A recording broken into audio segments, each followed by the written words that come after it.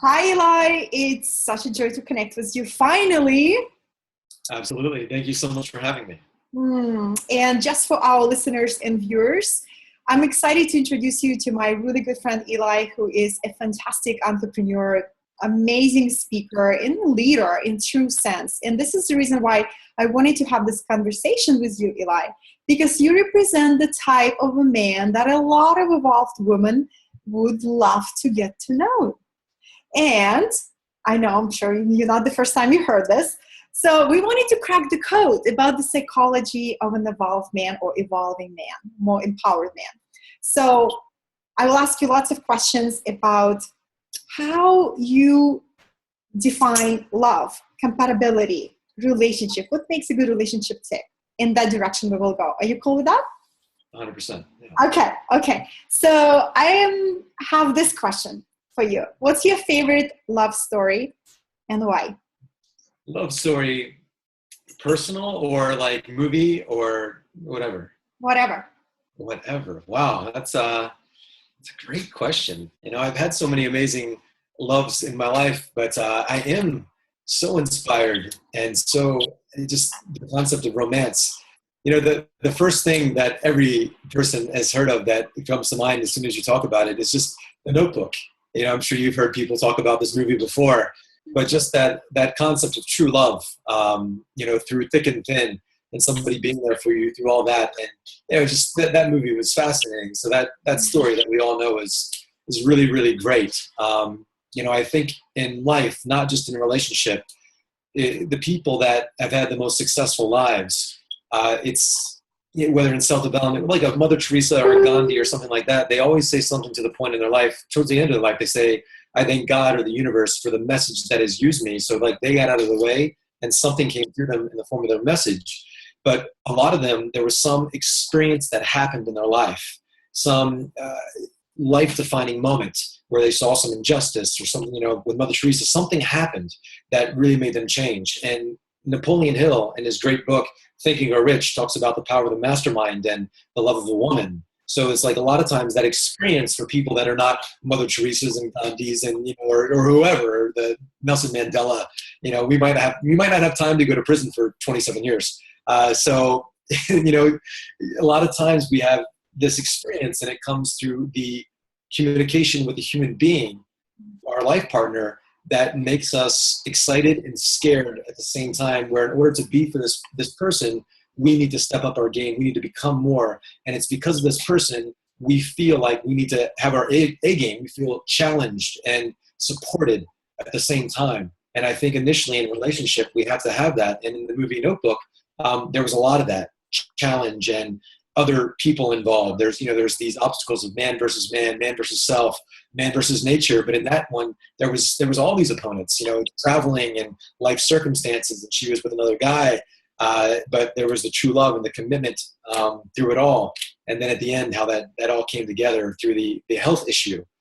That's kind of man versus nature. I thought all that was wrapped together really beautiful in that movie, and all forms of transformation, in my humble opinion, come from some form of pain, whether it be physical through working out, we push through it, emotional, spiritual, and you see these people, these great leaders of the world, they've evolved through some transformation of pain where they had to become more. And most of us have experienced that pain of the heart, the heartbreak, the emotions. And it's the people in life that have the broken heart, but they have the faith and the commitment and the bravery to put themselves out there again.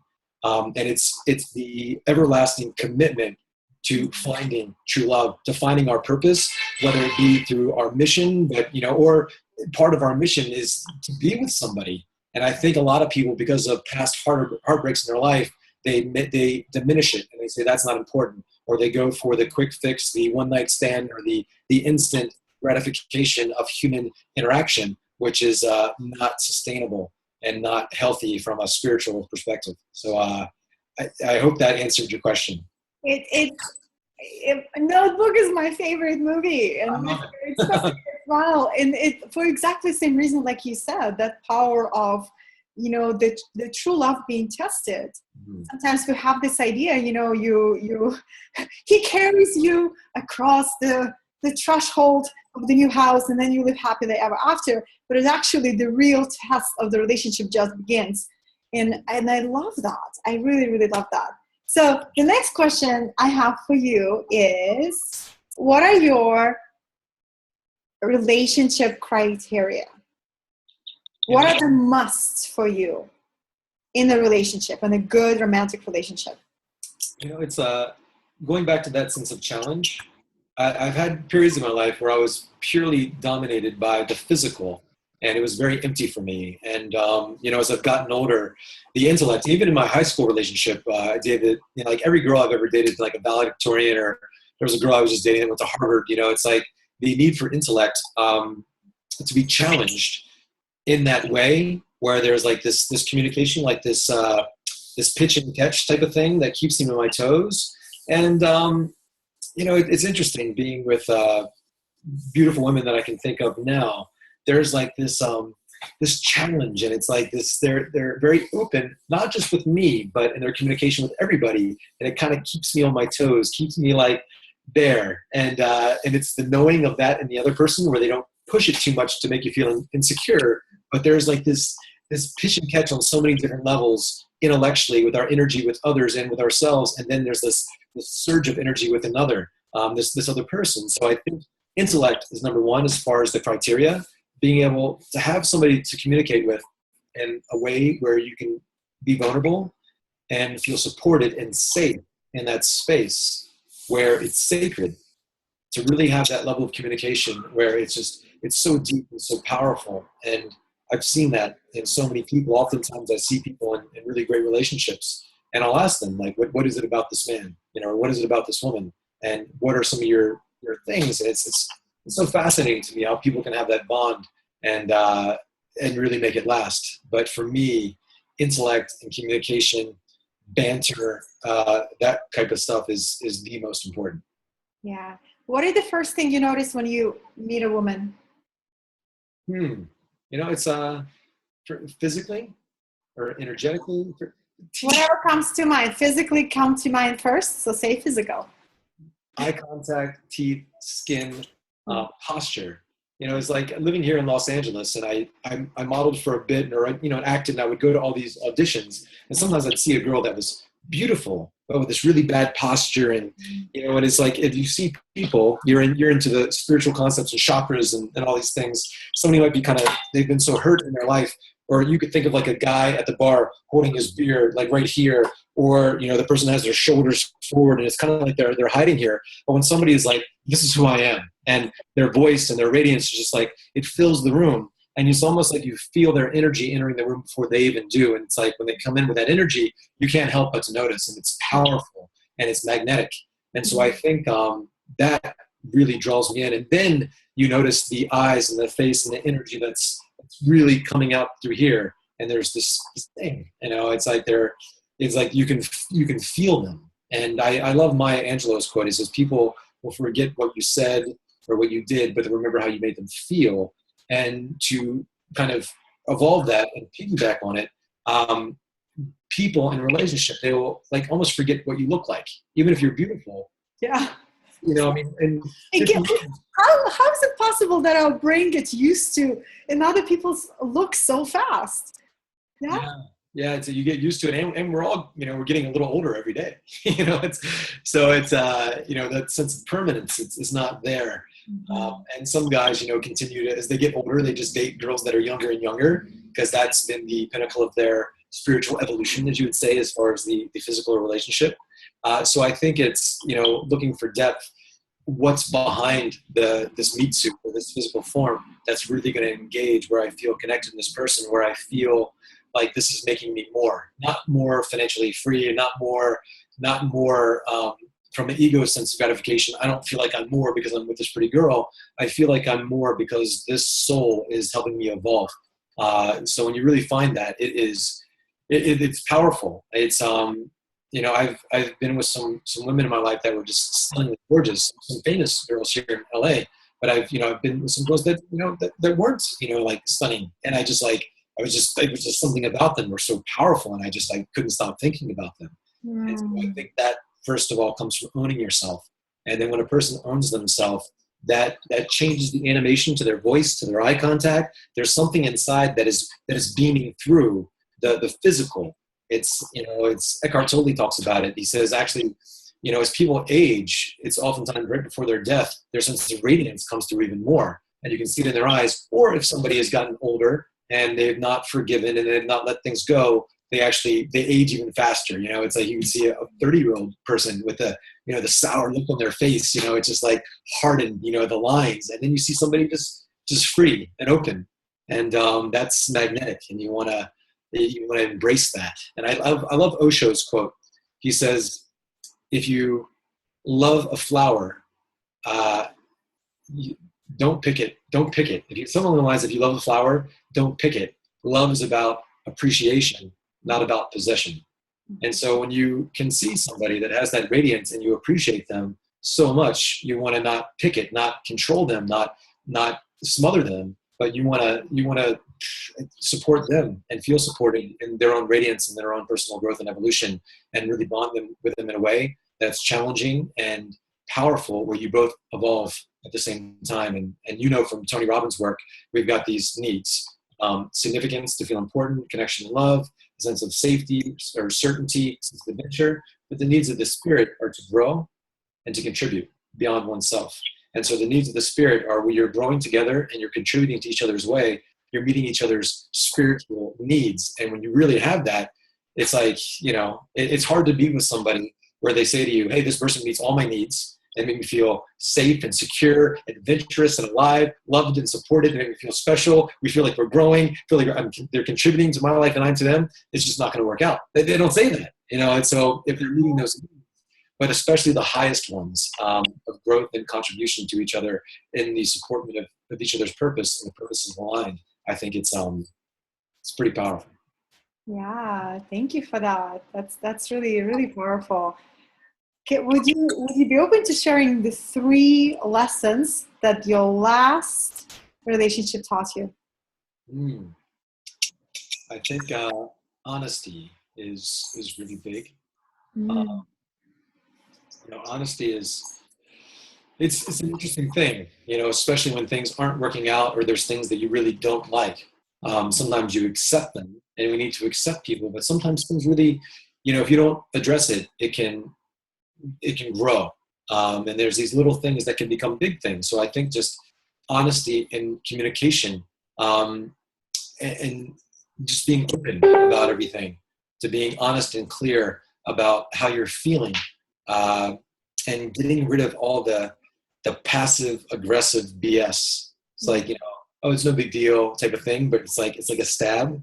Yeah. And as from just NLP or whatever, communication is 7% words, 38% tonality, 68% body language. And so 2 people can say the same thing, or even one person can say the same thing at 2 different times, and it means so much. And sometimes it's just so important to be honest with how you feel. And it's like, if somebody's doing something that's not right, or what you feel is, not right for you, not to hurt them and use words as weapons, but to say, hey, this is how it makes me feel, and to be really honest about it, but not in a way that's laying blame and not getting it to the point where it blows up and now it's an explosion. It's like, hey, this is like my hallucination. This is just like this thing. I had this like craziest idea, that this is what you meant. And you tell me I'm crazy, but just. I really like that.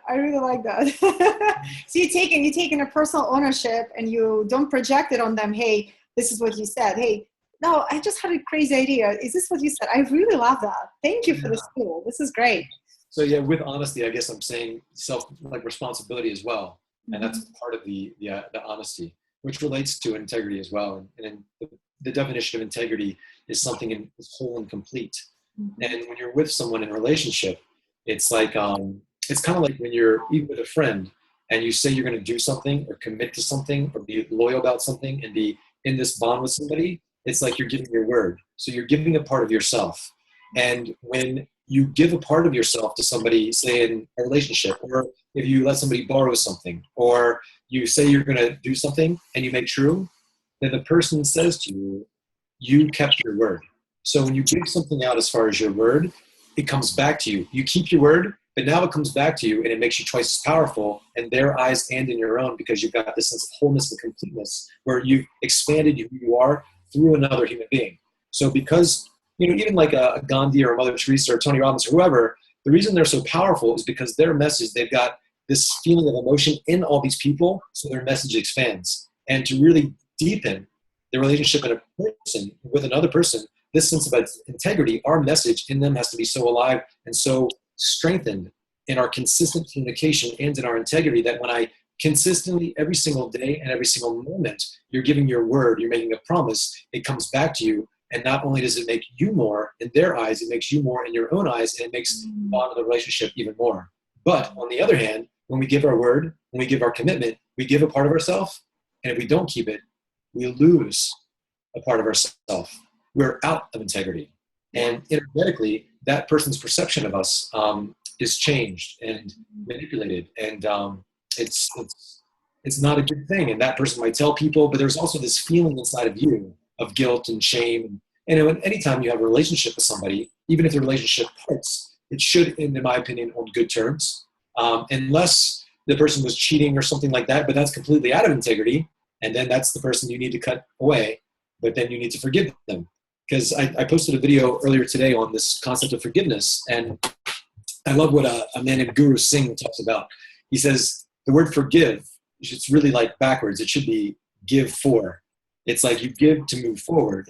And when you forgive, if people are in this moment or in this relationship and they're bringing into this moment all their past garbage and all their past hurts, every single moment is tainted by those negative experiences. So like integrity, we're out of integrity. We've given a part of ourselves. We've given our word. We give our commitment. When somebody hurts you or somebody causes you pain, if we forgive, and you know this, that we need to forgive not for others but for ourselves, but energetically, mentally, like here we are. And now if I'm bringing all the past hurts from the past into this moment, I'm tainting. I'm really messing up this communication with my lover, with my mate, or my business partner, or whoever.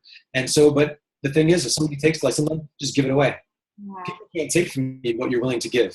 And so if you're open and strong enough and you believe there's something inside of you as far as your love and your passion, your commitment, and your sense of self is not diminished, when something happens to a person as an individual and somebody cheats on them or they lie, they feel like they've become less. They have this diminished sense of ego. Because this happened, I feel like I'm less. So there's a feeling of being threatened. And now I have a fear, and I harden, and I relate to the past, and I put my past into the present, which taints my current decisions. And it skews them in a way where I'm not authentically myself, and I'm not powerful in the moment with the person I'm talking to. And so people can't take from you what you're willing to give. So if somebody's willing to do that, just forgive them. Just give it to them so you can move forward. And energetically, you're not locked in the past, and you're able to move and evolve throughout your life. And as I said earlier, the way that we evolve is through pain.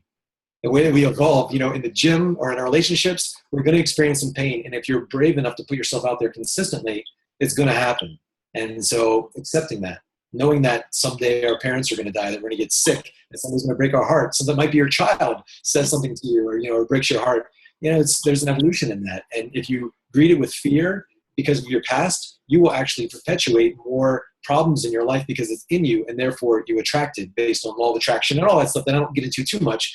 But so to answer your question very succinctly as much as possible, it's the sense of honesty, but I mean that in the ways of like self-respect, identity, integrity, being true, having honesty and truth within yourself. And the chant that I do every morning is from Kundalini. It says Sat Nam.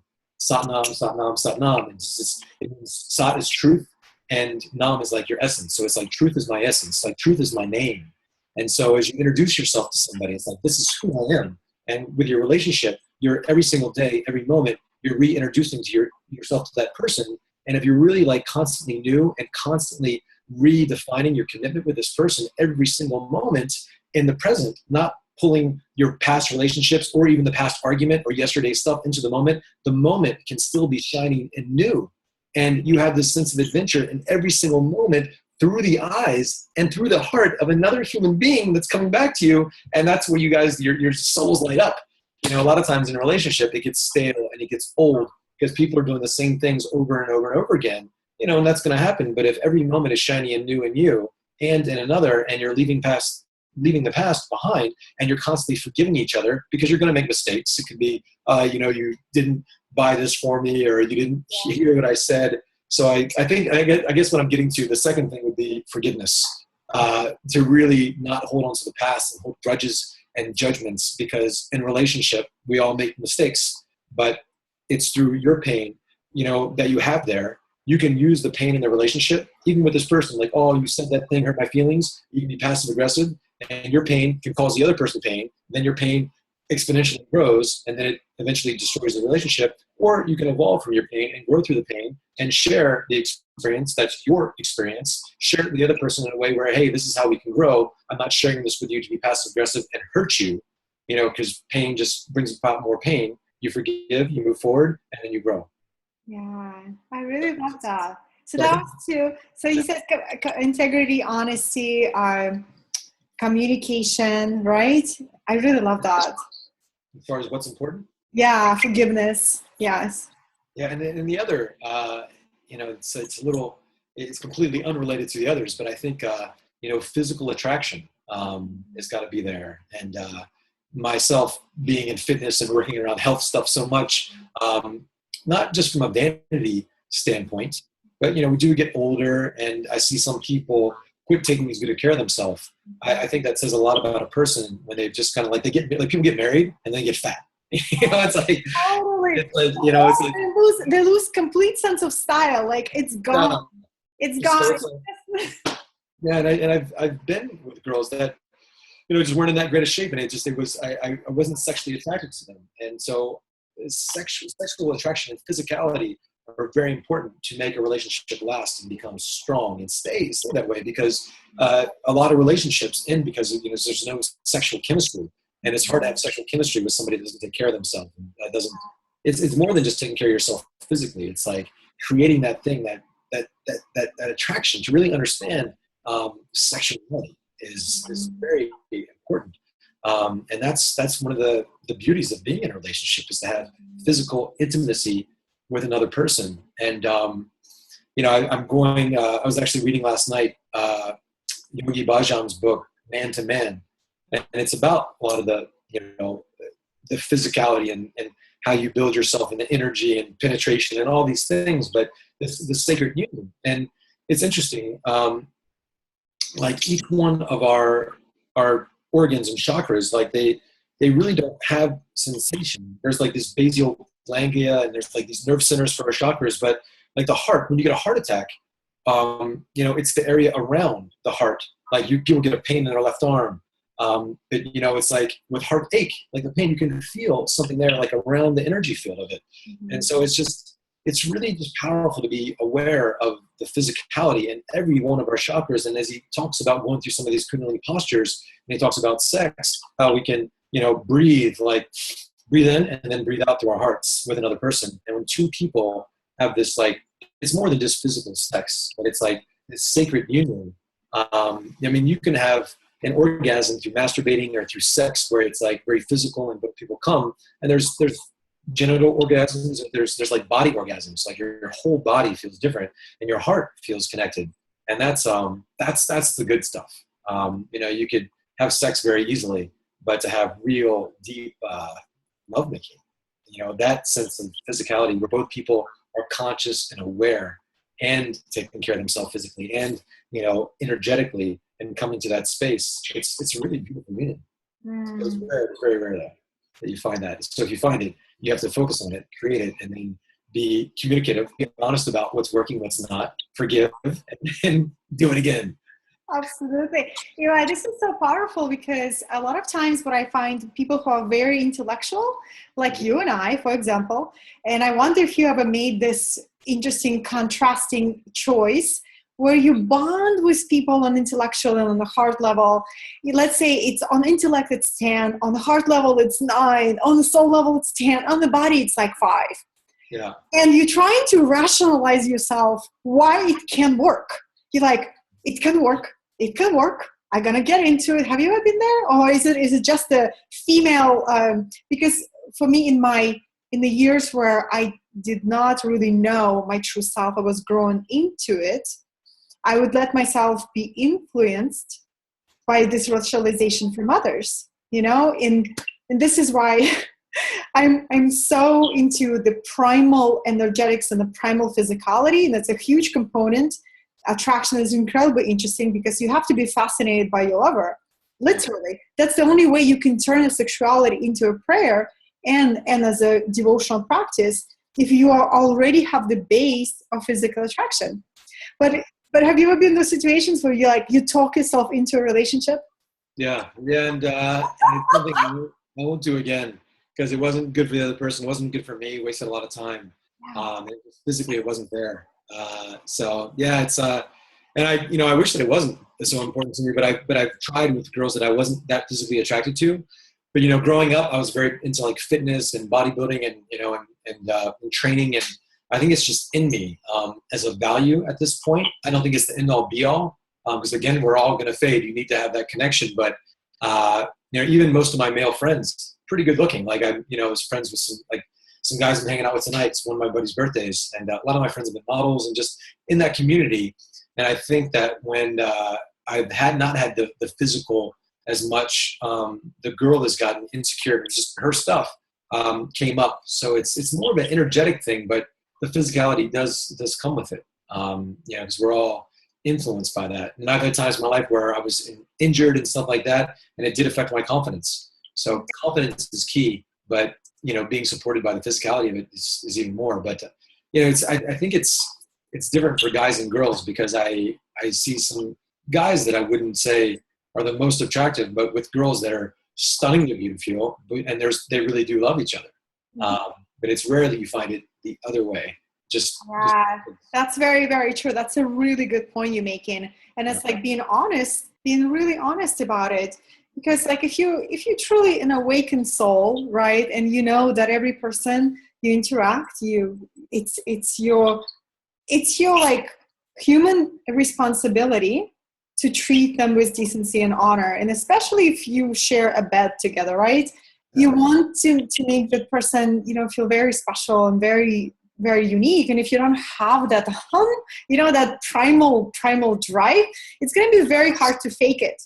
Primal Truth Boot Camp. That's it. We talk about stuff like that. Go real, go primal. So let me ask you this. Can I go a little bit more primal with you? I have my list of questions. Cool. Just a little bit more, because I'm sure. Okay. So my question to you, how do you want to be loved, Eli? How do I want to be loved? Yeah. It's the word respect comes up a lot when I write down my list and I focus on that. So I think it's like this, it's like, I think that there should be this sense of almost like admiration. But the person has to have their own responsibility and growth where it's admiration on both levels. I want to admire that person. I want to be admired and I want to feel special and really seen. And I think a lot of us creative types, myself and a lot of my LA Hollywood friends, there's this conflict between wanting to be seen and not wanting to be seen because of fear, whatever. And so it's like when you're with somebody and you really feel seen and you really feel understood and appreciated for who you are. It's like they say that everything is energy. Everything is energy. And, I think Einstein said that. It's much smarter than me. But there's one of my friends actually who has a men's dating thing, RSD, Owen Cook. It's Real Social Dynamics. He's got the largest men's dating site that teaches guys like how to pick up women at bars and stuff.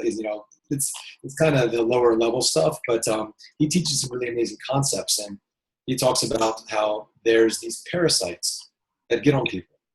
And like a guy will like say, "Hey, how's it going?" And he's like, there's a parasite on you. And he's like parasites, and I hear it in your voice. I can feel it in your energy.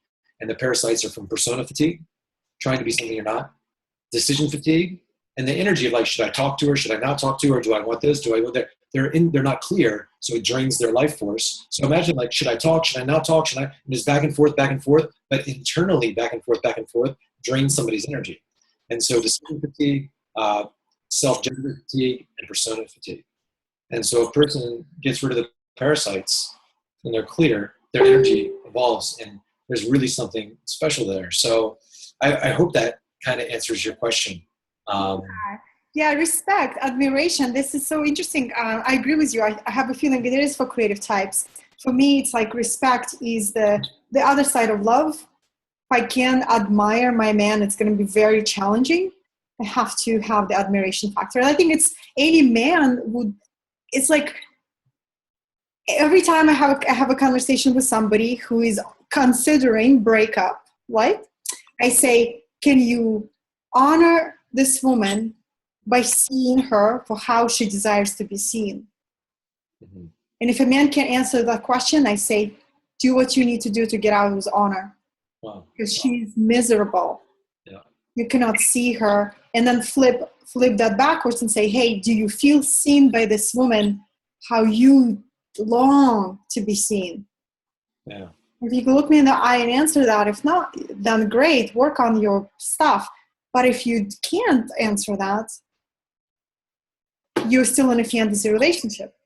Yeah. And it's real. So I think it's such a key. I'm so glad that you bring that up, because it's like sometimes we think, oh, it's so vain, physicality, admiration, but it's actually not. It's incredibly important that the person that with you sees you for your true potential. Yeah, and from Tony's, 6 human needs, it's like there's growth, contribution, certainty, safety, adventure. So there's a couple that are driving the bus, and for most people, it's like what they need is to feel safe and secure, and like somebody's not going to cheat on them. But they're often bringing if that's their top value, then they're just bringing in past hurts. But if somebody's like adventure, like admiration, growth, contribution. And I remember in Landmark, I could really connect with the master teacher, Kathy from Landmark, who's taken over as CEO now. And she says, she decided a long time ago that she wanted to be around people who were doing big things in the world. And and her husband does big things in the world. He's a person committed to doing big things in the world, independent of her. And so the fact that somebody has a life outside of this, I want to be respected and I want to feel connected, but I want the person to have their own life. And so I can not only feel admired, but also admire them. I need to admire this person for who they are, independent of this. So there's like this sense of self, like respect. Like this person is doing big things in the world, and they're not just like supportive, but not like their mission to support me. And my mission not to support them. Yeah.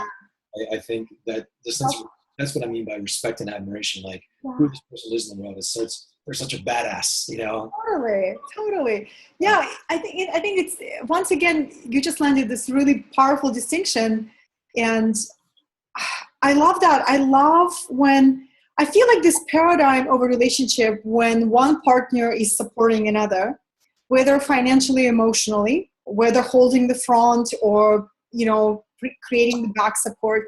I think it's all in great depending on the personality types match.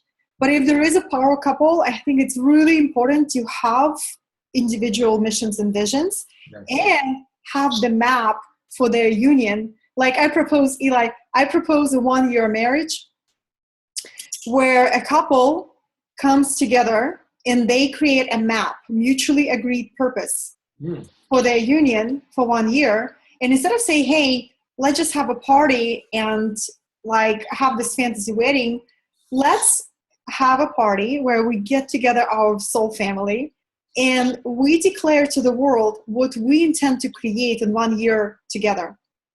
Mm-hmm. So imagine the flip of the paradigm of you coming together, your powerhouse, their powerhouse, and you come together to really just catalyze each other and the world around you with and you're very focused in where this direct, you know what I mean? Why are we coming together? Let's be very specific and also be very intentional about it. And then it's only 1 year union. And then after that, you decide, do you renew or do you say, thank you very much. I've learned a lot. Arrivederci. Arrivederci. Do you like this plan? That's a lot to chew on right there. That's good food for thought. Thank you. Thank you for that. Yeah. Yeah. Mm-hmm. It's powerful. Yeah, I'm gonna ask you more about that. That's yeah, that's good. That's really good. It's powerful stuff. Mm-hmm. I would love to ask you three biggest lessons that you've learned after working with so many people. I would love to, if you also give a little bit more background information on you as I know you're a fantastic speaker. You work with Tony Robbins very closely. Three things that you learn being in such a consistent spotlight, having to have such a responsibility, right? Being in front of tons of people. What are the three things that you learned about yourself, communication with others, and the third thing you can just name yourself? First thing was what? What did you learn about yourself being, let's say the last 3, 4, 5 years of your life working in the spotlight, Yeah. speaking, teaching, training, and it's not just small group. You spoke with hundreds and hundreds of people, right? Yeah. Yeah, I think consistent routines and having like systems or pathways to power, whatever you want to call them, but some kind of daily mental check-in and a review of the day and the performance and the situation. Because in life, if you are putting yourself out there consistently, you are going to make mistakes, and that's important to make mistakes, to fail. And I see a lot of people failing and making the same mistake over and over again. And so really an honest reflection, whether it be in my relationship, whether it be in my business decisions, just an honest check-in and to make sure that what I'm doing is in alignment with who I'm becoming.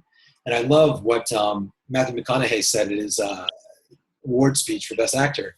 He said, who's my hero? It's like my hero is myself in 10 years.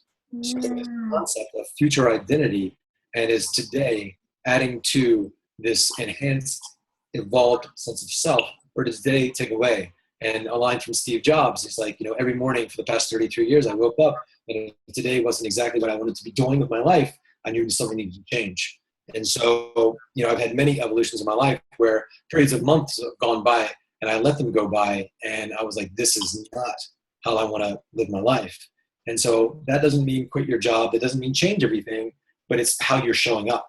And if you show up at that future identity, if you show up as that evolved self, the world will transform around you. You will become too big.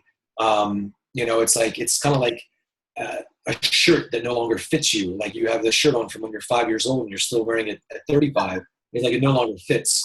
And so just as you would cast aside a garment that no longer fits you, the people, the situations, the job, you're too big for it.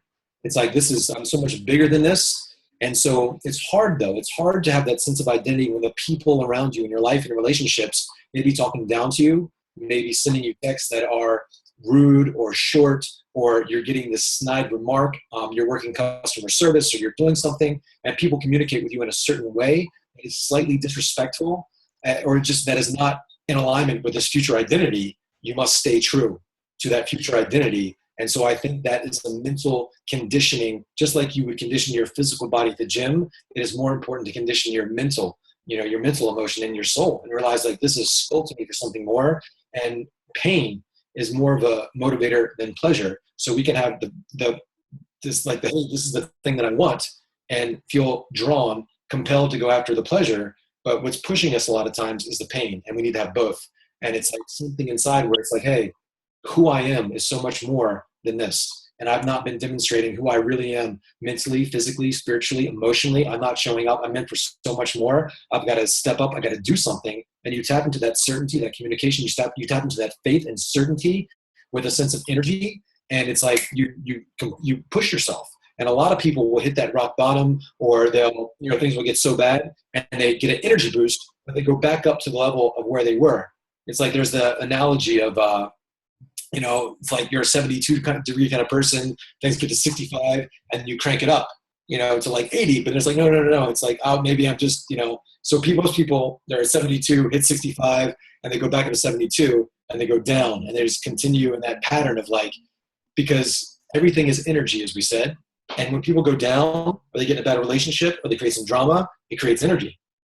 So now like, hey, I expect more. So we need to have this locked in, consistent, conditioned future identity, or what we call compelling future. So have you had this compelling future that's pushing you forward and pulling you out of bed, pulling you through the day, pulling you where you're pulled by something bigger than yourself. I think that is a process that you really need to sit with consistently and own. And even if nobody else believes it, you must believe it. And the people that have created the most in the world, whether they be artists or communicators or speakers, everybody said they're crazy. So it takes bravery, it takes faith, it takes certainty, it takes commitment, and it takes experiencing some pain and to be comfortable with that.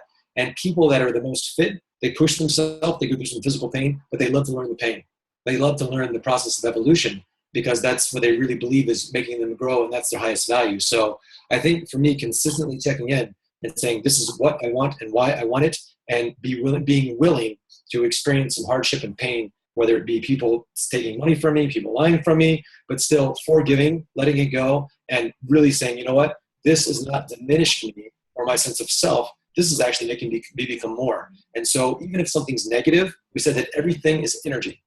And people who've experienced the most success and the most impact in the world have often come from some tragic, terrible circumstances in their life. It's energy that fueled them.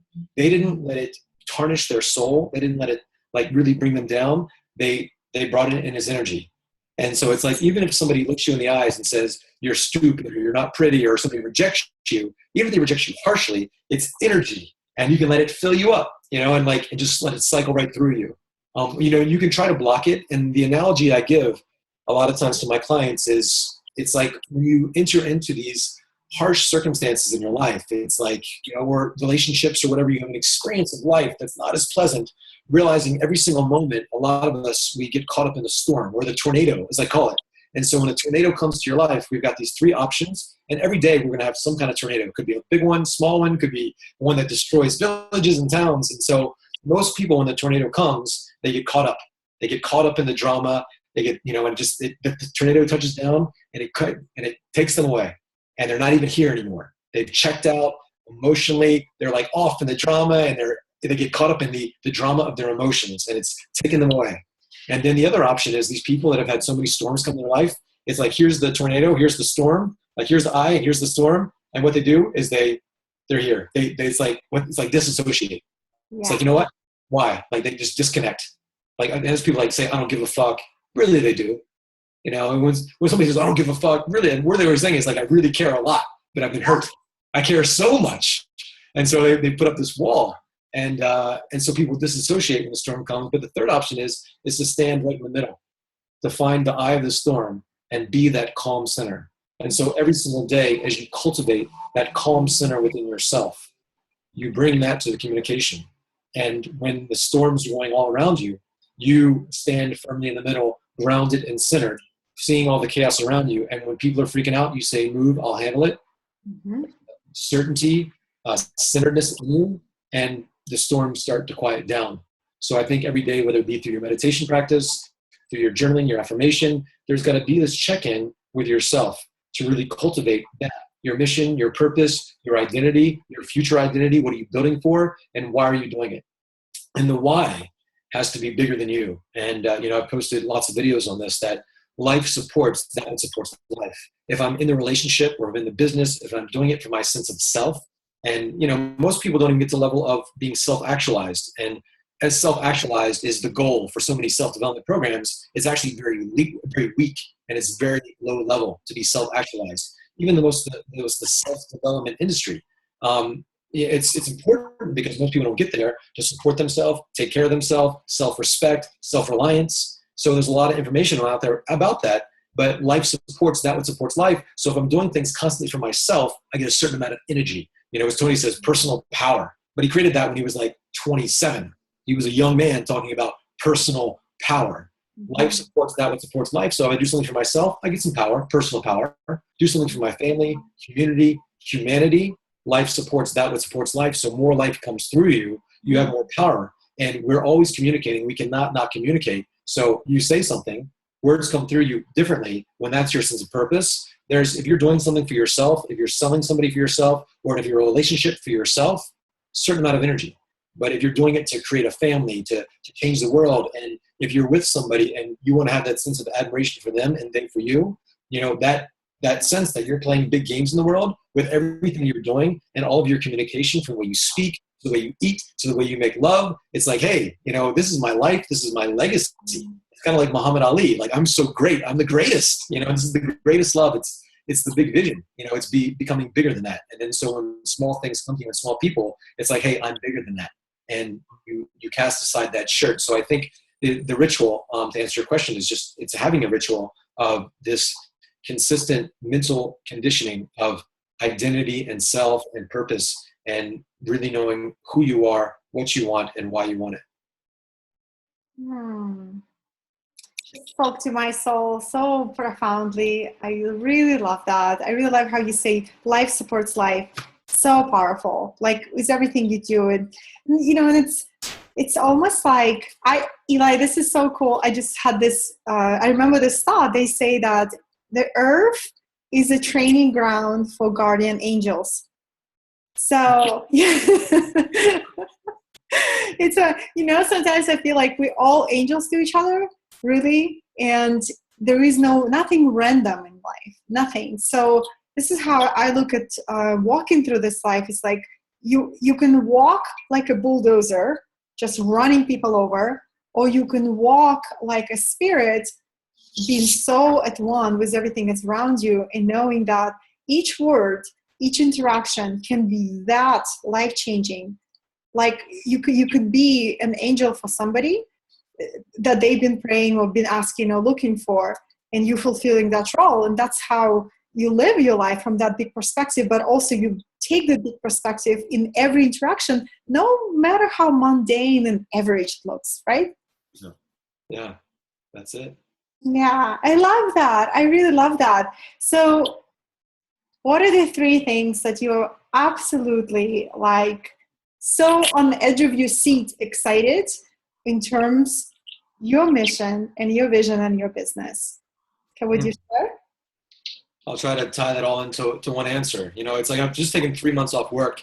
And as I told you, I'll spend 6 figures this year on my own self-development and programs, whether it be spiritual, physical, emotion. I've got coaches, and I've just really taken life on fully right in the eye. And some opportunities, I had more opportunities for, people want me to coach them. And I got opportunities that have come to me from my past life as an actor.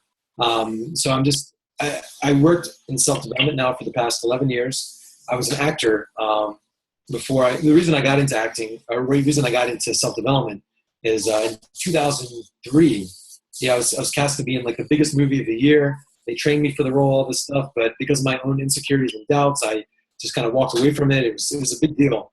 And as I was 23, 24 years old, and I regretted it, and I was like, why am I insecure? So I got into self-development, saw Tony, was enamored, and that's been my world. But, really, I see myself as a creator. And so now I'm really doing a lot to take the creative, the storytelling, the artistry, and combine that with self-developmental concepts through mediums like YouTube and video. And so I'm wanting to put out courses and programs that aren't just tactical. So there's like theory, like you learn in college. There's tactical, where in self-development, like, hey, do this, don't do this. Transformational work is where you take somebody's life, circumstances, and wrap it around tactics. But there's this artistry, this sense of transcendence, and this communication that comes through art. And more people will watch amazing films and listen to amazing music this year that touches their heart, the emotion. Then they'll listen to self-development concepts of Tony Robbins. Even as amazing as Tony Robbins is, kind of the 800-pound gorilla of the industry, more people will watch movies, and more people will be into Kanye West and and Jennifer Lopez and things like that, because entertainment is powerful. Because we check out, and some of my most powerful memories as a child were watching movies with my father. My father got put in a wheelchair when I was 2 from a car accident. But so for years, we would just lay in bed and watch movies, and that's how we bonded. And I think that's how a lot of families bond.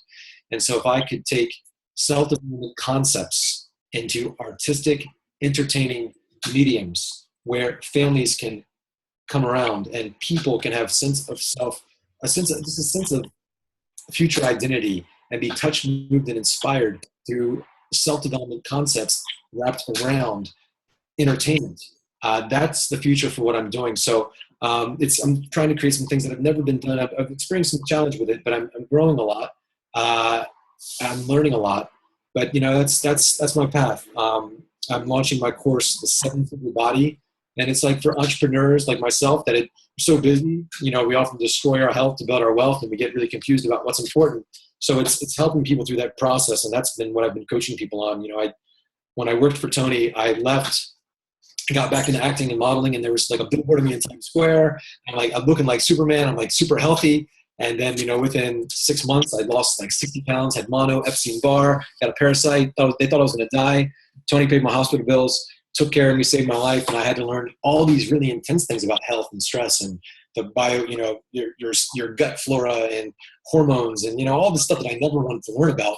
Because I thought all health was just carbs and fats and proteins and hydration, so much more energetically. And so taking that and putting it into a program that really helps people with their identity and purpose and deal with stress in a way where they don't lose sight of the vision of who they want to become and not have instant gratification through food or alcohol or sex or things that are diminishing them, but are consistently doing things with an enhanced identity that make them want to be touched, moved, and inspired and really have an impact in the world. As I've said before, I believe, as far as fitness goes, a lot of the people in that industry are confused, with how involved they are in it, counting carbs and fats and proteins. And that stuff's important, but that's their whole purpose in life. They spend their whole life talking about that. And I don't believe the purpose of your life or my life or anybody's life is to be just fit and healthy. We're built for so much more than that. I believe we should be fit and healthy to live our purpose, not the purpose I would like to be fit and healthy, but fit and healthy to live our life's purpose. And fit and healthy doesn't just mean physically fit, it's emotionally, financially, spiritually. And so how do you involve all that? The easiest way is through story and through inspiration and through transcendence. And so that's what I'm inspired to bring about now. And been working with a handful of people right now, and the results are great. And be launching this thing pretty big here in the next month, putting a lot of content out there like crazy as I'm testing things. Wow. Every time I log on Facebook, is your face there, you're on video, and now you just told me you make 6 a day. Yeah. Okay, where is your main YouTube channel? Do you have a YouTube channel? Yeah, I've been posting just random stuff in there. I said I just try and get 100 videos, and then after I get through the first 100, then we'll start making them very artistic and creative. So you're just talking just 100 videos, like it's like nothing. So yeah, I did 6 today. I've spent the last 10 days at a Kundalini meditation, a white tantric. We did white tantric Kundalini. We were staring in the eyes of another human being for 3 days, doing some very painful exercises. And you're in a room with 1,400 people, and the energy is going through you, and these chants, these mantras that are really beautiful. And so I got back late last night from New Mexico in the mountains with Yogi Bhajan's kind of his epicenter for transformation. It was very powerful. So I'm continuing just to evolve and share the best I can, add value to people's lives, and see people freed emotionally, physically, financially, spiritually, to really feel free of their past and to really live powerfully into the present and become more. I'm so excited that you found Kundalini, or Kundalini found you. It's so funny. I remember the time where I first found Kundalini. It was a few years ago, and I was so excited because I was like, this is the high achiever yoga. You like focus, you energize, you also get into other states, you develop your inner eye, and you stretch and you lose weight. It's like the high achiever happiness, because you can do so much, and then by doing so much, you can finally quiet your very busy mind. Mm-hmm. Yes. Right? That's not difficult. That's not easy, because our minds are just spinning, rushing and racing so fast. Yeah. So I love that, because I can sense your energy is very, your aura is very open. It is. Yeah. It's very, very open. Your heart is open, and it's beautiful to witness. And thank you so much for just going so deep. I know your time is very, very structured. I would like to honor your time, and thank you so much for just showing up and revealing your heart and your soul and your message. And You're very easy to find, aren't you? Where people find you?